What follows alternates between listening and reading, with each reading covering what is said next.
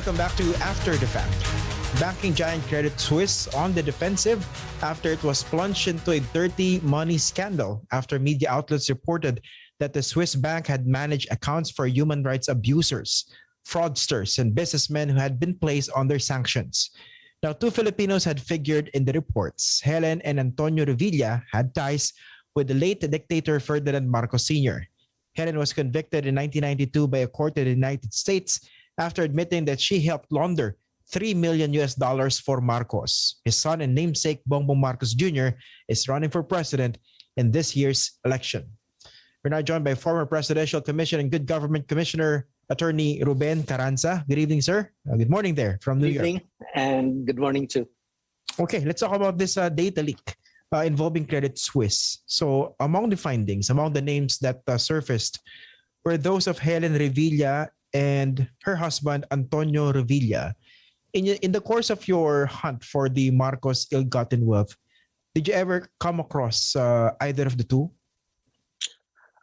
Yes, but not to the extent that they're now, especially Helen Revilla, are now linked to Credit Suisse Bank again. The Revilla family name appears in a few Ex-Pcgg cases, including, for example, the coconut levy case as well as the PLDT case, in large part because the family has family members who are close to either Eduardo Cojuangco or Antonio Tony Boy Cojuangco by relationship. The Revillas are, and the Teodoros, Helen Teodoro Revilla is related to the Cojuangco family side. And as you know, branches of the family have been linked to the Marcoses during the Marcos dictatorship. Okay. And so what exactly was the connection between Helen Revilla and Marcos? Well, Helen Revilla ended up with the Marcoses in Hawaii during the exile of the former dictator and when his family was there. And as you mentioned, Helen Revilla was convicted of money laundering in the United States in 1992 for having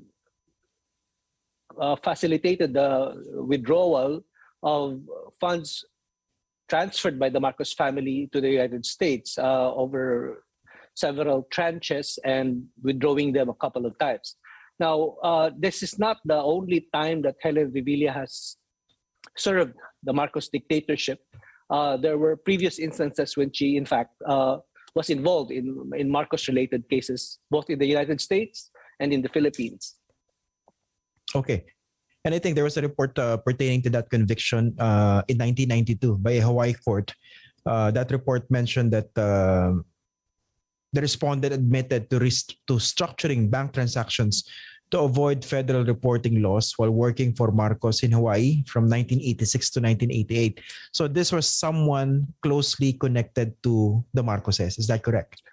That's correct. In fact, when Ferdinand Marcos Sr. was sued in a civil case for damages by the family of two Filipino-American labor leaders who were murdered upon his orders. So the case was in Washington State, in Seattle.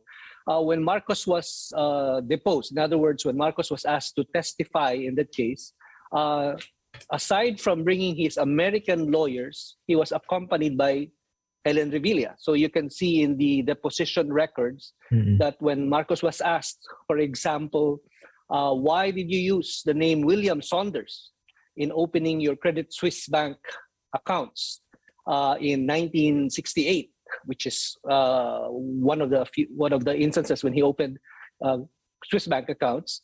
Marcos Sr. invoked the right against self-incrimination. In other words, he didn't want to answer. He didn't want to explain why he used an alias. And one of those who advised him, one of those next to him in invoking that right against self-incrimination was Helen Revilla. So that was one instance. Another instance when Helen Revilla appears in records involving Marcos ill-gotten wealth and Credit Suisse again is is back when the Marcos family and Marcos himself was still president, was still dictator. There was an Australian woman who claimed to be the daughter of Marcos Sr. Came forward and later on asked if she could receive additional sums of money, if I'm not mistaken, around $20 million from the Marcos family after Marcos Sr. died. One of those she met in the Philippines was Helen Revilla. So Okay. the connections exist that have they existed for a long time. So what is the implication or the importance of this leak involving Credit Suisse, in particular Helen and Antonio Revilla? What is the connection, significance of this finding in the issue of the Marcos ill-gotten wealth, especially those deposits that you mentioned? Well, there's two.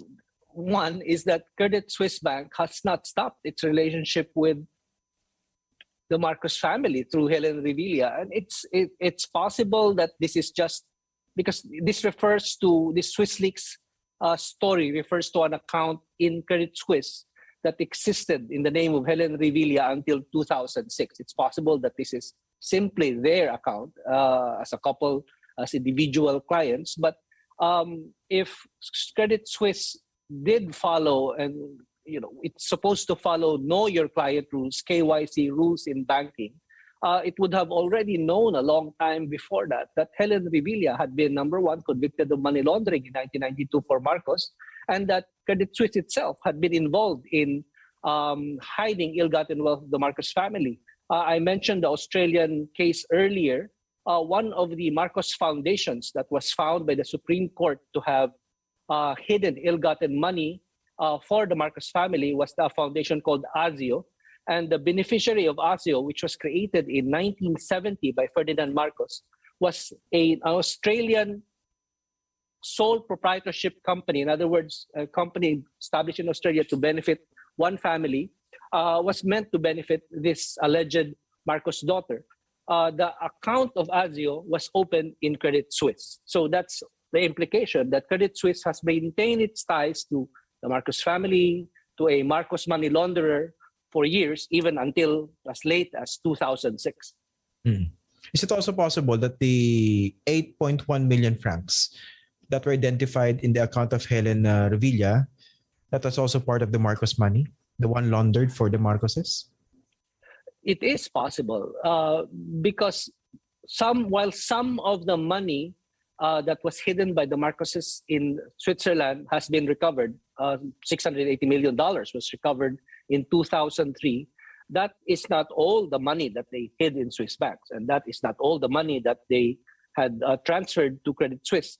You must also remember that in March 1986, when the Swiss government froze accounts related to the Marcoses, not all accounts were frozen. Not all the banks complied with the freeze right away. And it was, in fact, the first time that the Swiss government ever asked Swiss banks to freeze. So there was a period of time just before the freeze, when the Marcoses fled February 1986. The freeze happened only in March 1986.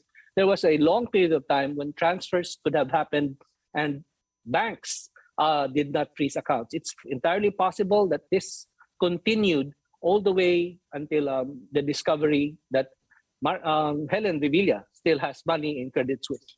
How about the idea that since you mentioned what happened before the freeze, not all banks exactly complied with the freeze order, or at least there were movements prior to the actual freeze. Is it also possible that there's still ill-gotten wealth by the Marcoses within the Swiss banking system, even up to now? It is very possible.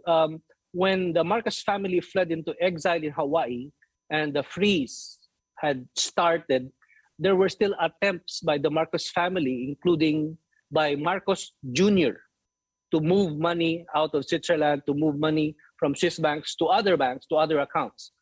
Some of these transfers were discovered to some extent, but some were probably not. We will not know simply until a leak like this happens. And that's why these leaks are important, because Switzerland has committed to stamping out money laundering. Switzerland has committed to no longer accept money from former dictators, war criminals, those who commit crimes against humanity and profit from it. But this shows that isn't certainly something that has completely stopped. Okay. Finally, Attorney Carranza, we don't have much time anymore. You mentioned that Marcos Jr. tried to move those amounts in different banks. Is that correct? Yes. But I thought this is the position taken by his supporters. He had nothing to do with his family's ill-gotten wealth. When his father died, Marcos Jr. became co-administrator of the estate of his father alongside his mother, Imelda Marcos. So they're in control of assets that are still undiscovered, that are still hidden.